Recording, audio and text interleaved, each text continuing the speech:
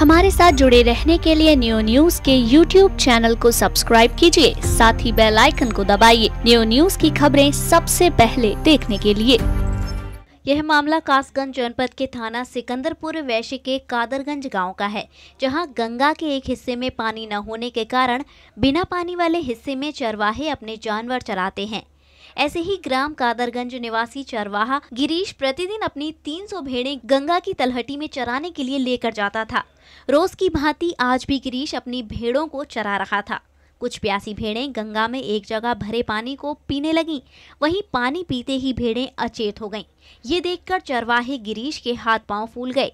जब तक वह कुछ समझ पाता, उसकी 40 भेड़ों ने मौके पर ही दम तोड़ दिया था और लगभग 50 भेड़ों की हालत गंभीर हो गई।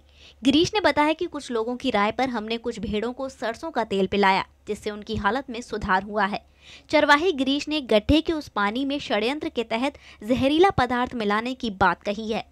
वहीं चरवाहे गिरीश के परिवार में पत्नी सहित 4 बेटियां हैं और 2 बेटे हैं। पूरे परिवार का भरण पोषण इन भेड़ों पर ही निर्भर है। अब जबकि गिरीश की 40 भेड़ें मर चुकी हैं, तो परिवार इतने बड़े हुए नुकसान को झेल नहीं पा रहा है, जिस कारण परिवार में मातम छाया हुआ है।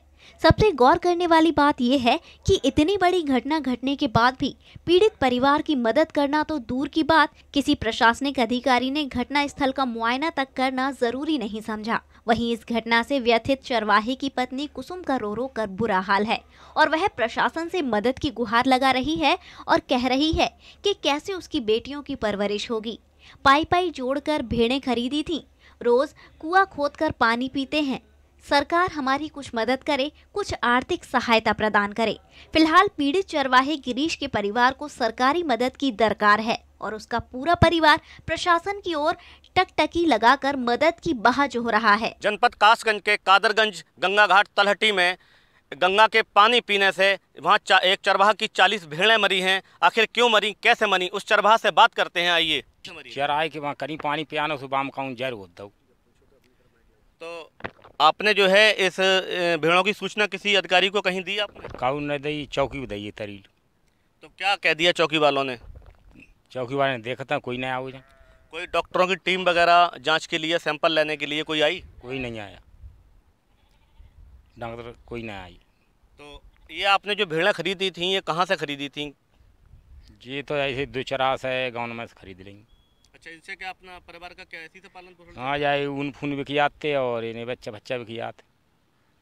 ये थे हमारे साथ गिरीश, जो भेड़ों को पालकर अपने परिवार का पालन पोषण करते हैं, जिनकी के 40 भेड़ जहरीला पदार्थ पीने से मर चुकी हैं, लेकिन प्रशासन अमले ने अभी तक कोई सुनवाई नहीं की है, ना ही कोई इनके पास अभी तक आया है। अब देखना है क्या मदद के लिए प्रशासन अमला इनके पास आता है, क्या मदद देता है इनको।